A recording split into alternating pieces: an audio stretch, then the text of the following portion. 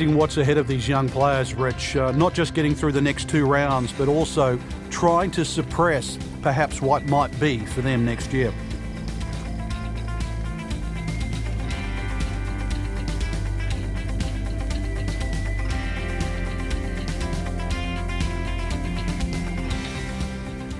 If you're just tuning in, it has been a good one. Let's get you caught up as we go down to hole number 14. Frank, well, when he goes after it like he is here, the ball just took off the face. Long just meant longer. Wow, Frank, that was an absolute bomb right there. Yeah, what's longer than long? Because we just saw it.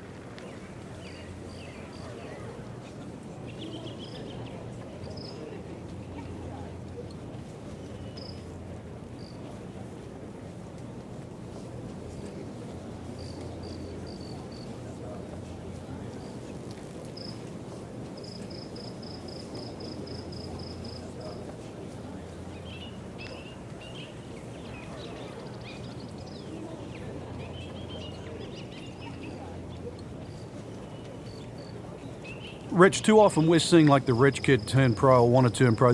This player has a totally different background, a little more blue collar. This is more the way I grew up playing golf. I think just trying to do anything you can to get on the golf course and compete. And I always think, come Sunday when the pressure on, these are the players you look at. These are the dangerous players, the one that can go the whole mile. Frank, this is a player who's done it his own way. He's not off the superstar assembly line with a cookie-cutter golf swing. I remember what former PGA champion Hal Sutton once said to me, you show me a guy with a homemade swing, that's a guy who believes in himself. And you think about the long list of great players who had homemade swings.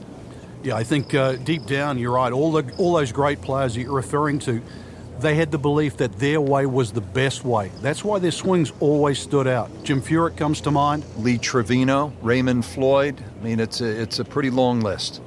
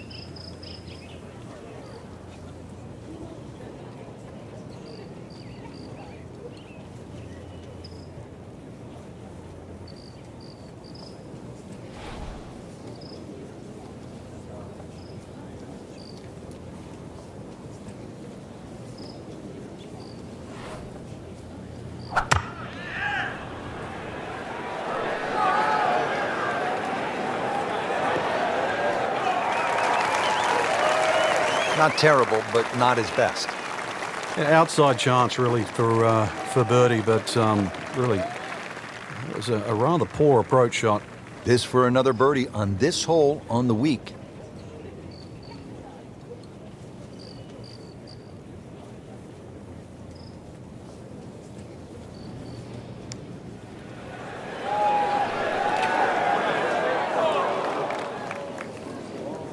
That was not a very good read right there.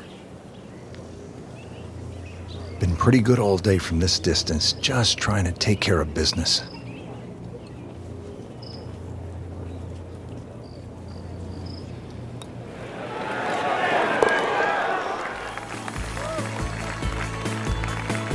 That was well judged, wasn't it?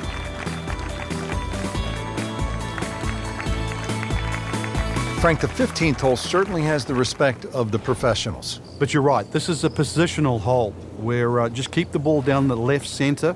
You can't go too far, though, because you'll get blocked out or you'll run out of fairway. From there, it's really about knowing where the flag is, what position on the green, because this is another green that's not flat. If the second shot lands on the wrong portion of the green, it'll finish well away from the hole. Frank, this is a position where a player is absolutely licking his chops here. Good chance to make a birdie. Yeah, this is when this game just looks like fun. Bunkers don't seem to be in play. The only thing you're really looking at right now is just the flag. No problems there. Really good approach shot. And now, good look at birdie. Really. This is an awkward length.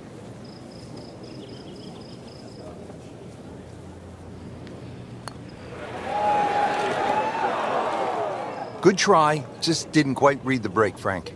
It shouldn't be a problem, you'd think, cleaning up here for par. Even par, currently. Been a little too much of that, Frank, just sort of ho-hum pars. And if you're a couple of shots behind on Sunday, that final round, you're thinking about 3, and that's possible, isn't it? Well, history's shown it has, Rich.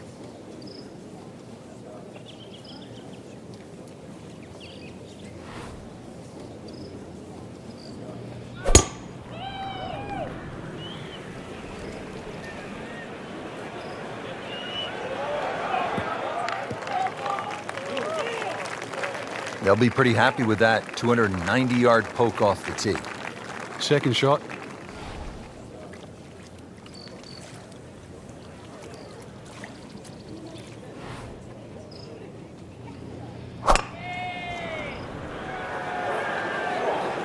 Should be safely on deck.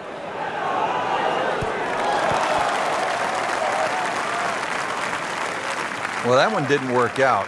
Didn't look bad in the air. It hit the green, but didn't sit. Yeah, it was never going to stop.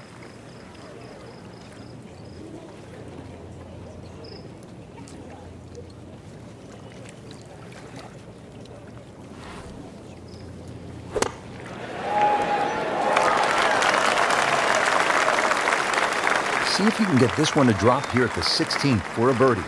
Now this for birdie came away with par in the previous round.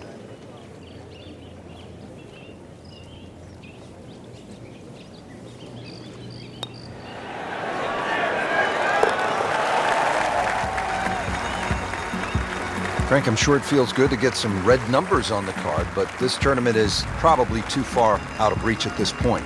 No question. Oftentimes in golf, we'll say it's man against man, man against nature. Now, here's a good example. 1998 at the Players at the TPC Sawgrass, Steve Lowry was playing the 17th hole, the famous Island Green. Hit his tee shot right on the putting surface. And guess what happens? Here comes a seagull, swoops down, snatches up Lowry's ball, flies away, and drops it in the water. Too bad, Steve. Actually, he got to replace his ball on the green.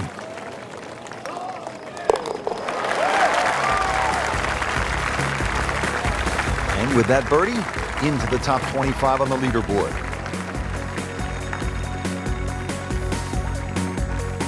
People always talk about 17 being visually intimidating. Frank, what about 18? If there's a little bit of wind off the right, the tee shot is so much easier. But if that wind is coming off the water, not only do you see the water and the wooden bulkheads, you see all the rough and the trees on the right. And of course, then you start bringing 5, 6, 7, even 8 into play. That's what makes this tee shot so hard. Well, that was a beautiful drive, Frank. Really good position to take advantage. Sitting up beautifully in the fairway.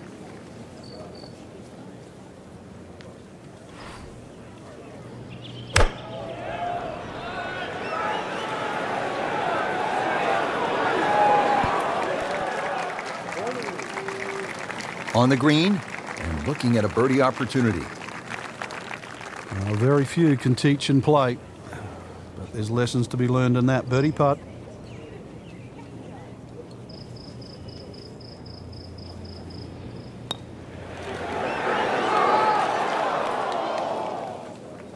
That would have been a real bonus had it dropped, but as it is, good putt. Locked in on the read and the speed.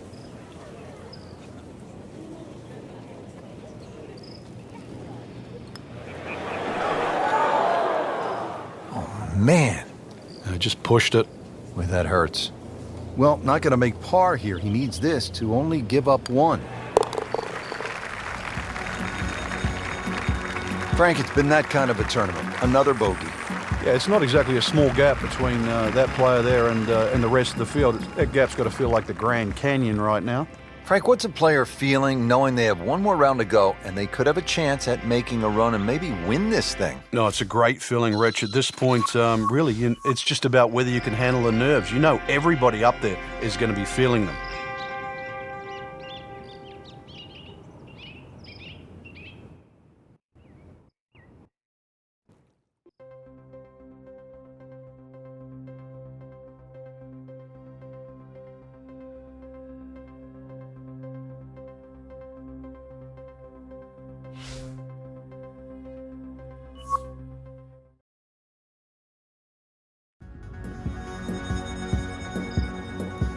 EA Sports and the Web.com Tour proudly present final round coverage of the Web.com Tour Championship.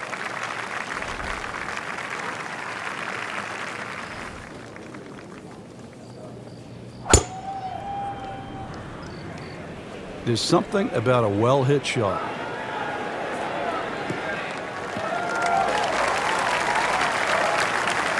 He has given this one the full treatment. Perfect release through the ball. And this shot is on the fairway over 300.